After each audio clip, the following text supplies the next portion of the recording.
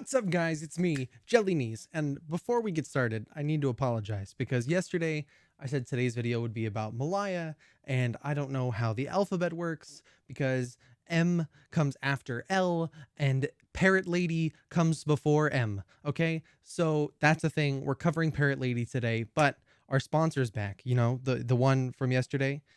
Yeah, the same one. Yeah, subscribe and like. That's our sponsor. Put comments down below. Always appreciated, guys. Let's get into Lea's lore. All right, so like always, we've got Lea's images here. And with this, for whatever reason, we have more Lea images than we have for anybody else. I don't know why, but we're going to go through them all. So we have this generic black background one that we usually get, T-pose. I love the look of this. Parrot Lady's my personal most excited myth for the pre-alpha 7. I just love everything about her. Her headdress, her outfit, the wings, the coloration. I'm just a fan. Yeah, I love it. I love everything about it. We have this image showing off her spear a little bit more, like a bedazzled Aztec looking spear. Love everything about this. Even, like I said, everything about the previous image still applies here. Just another cycle, another pose that she strikes. This one is kind of like the werewolf Dante one that we saw. Different art style to it, but still, I think very, very good. And yeah, I love it. I love the like crystal look to her spear on the side here. And then we have this one, which it looks like it was just kind of a planning version of the previous image, but this is more in that concept art style that we've seen for the other myths as well. I do love that we expanded her wings a little bit more. I mean, if you look in this, they're not quite as rounded here. I love that they go out further. And then, like you guys just saw, we have the Desert Queen Lea. I almost said Egyptian, but I know that that's not it. Desert Queen Lea. Again, I love the coloration, the gold, yellow into the white with like the gray at the ends. Looks really good.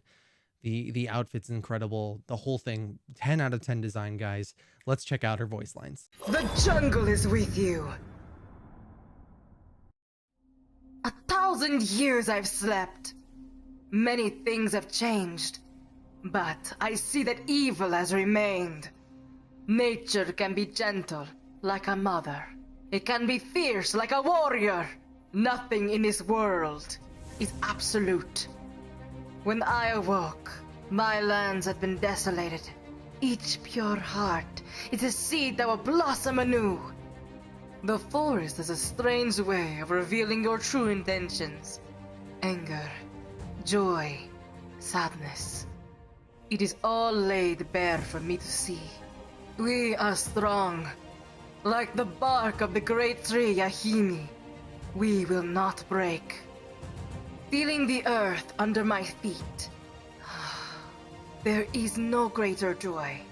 Even the most beautiful flower can possess the sharpest thorns. Nature unbending, with the grace of Yahimi, gaze upon nature's fury. I will free your spirit, Malaya. You are not of this world. Nikolai, now's not the time to play. We blossom as one. No celebrating. This is sad. Very sad. I see what the plants see. I will be the bark their weapons break upon. Well, if I must. These feathers get everywhere. Yahimi will be seeing quite a few souls today. All right, so Lea's voice lines, I mean, they're incredible. I think they capture that like a very maternal essence about it, but in a like mother of nature kind of way. And it's just, I love them so much. I honestly, I listen to all of the voice lines consistently, that I like think about the myth and I'm like, let's listen to their voice lines again, just because I really enjoy the individual performances that all the voice actors gave to their character. And I think it's fantastic.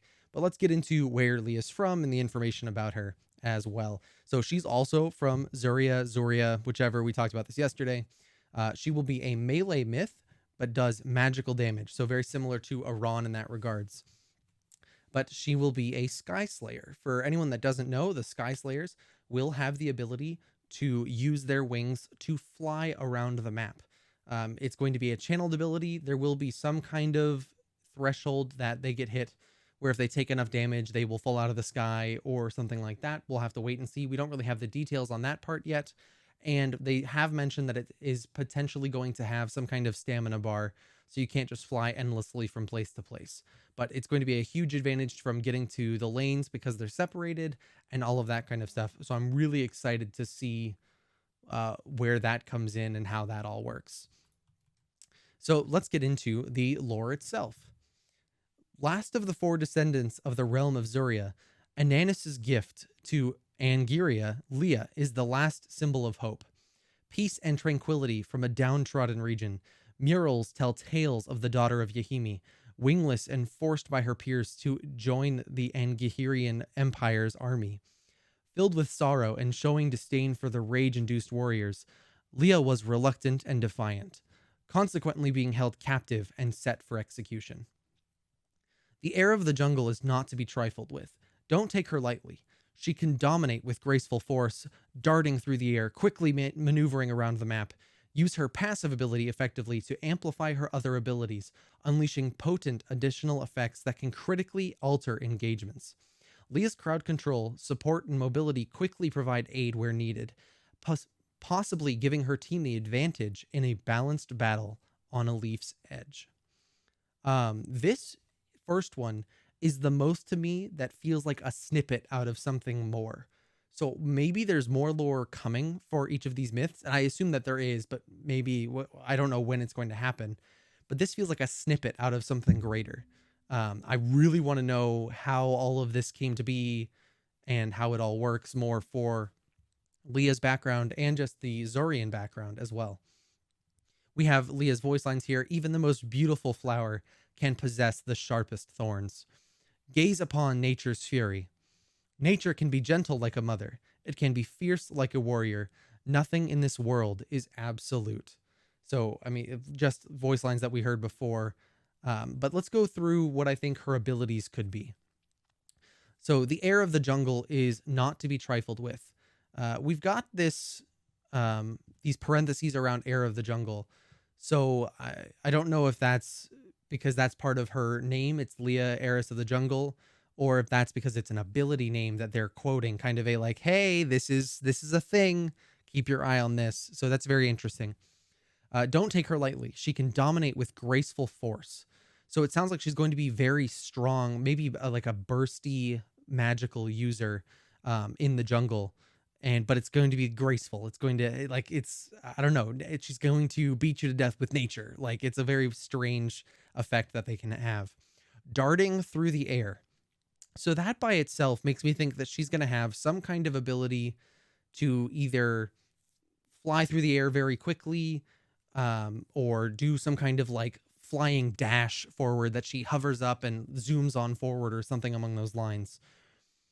Quickly maneuvering around the map. With her flight, we know that she's going to absolutely be able to move around the map, but I think that this also ties into her right mouse button ability, which we talked about the other day, and that she's going to have some kind of movement effect while she's running or flying or both, we don't really know, that is going to, she can increase her speed, but then lose it at the end.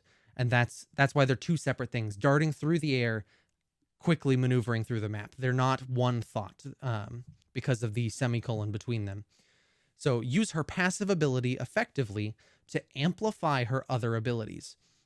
This is really interesting to me. So her passive is something that will amplify her other abilities. We don't know what that means more than, so it could be that when you use all of her abilities, so Q, E, R, and right click, and whatever her other ability, the other ability key will be, that she gets some kind of bonus effect on something.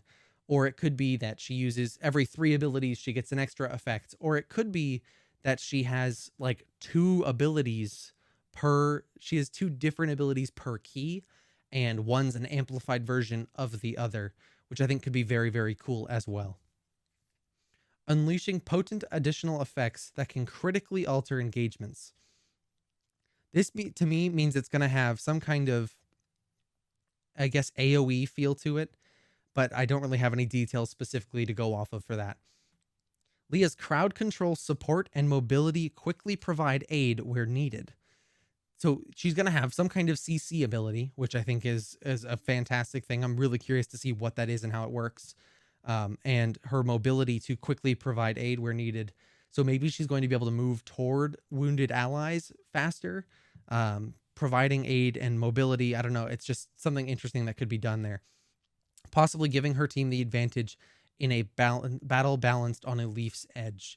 This makes me think that there's some kind of leaf ability involved here, but we'll have to wait and see for sure past that. I do also want to show you guys her right mouse button icon. We have Lea's Lea's feather with the little, like, what we assume is wind going around it.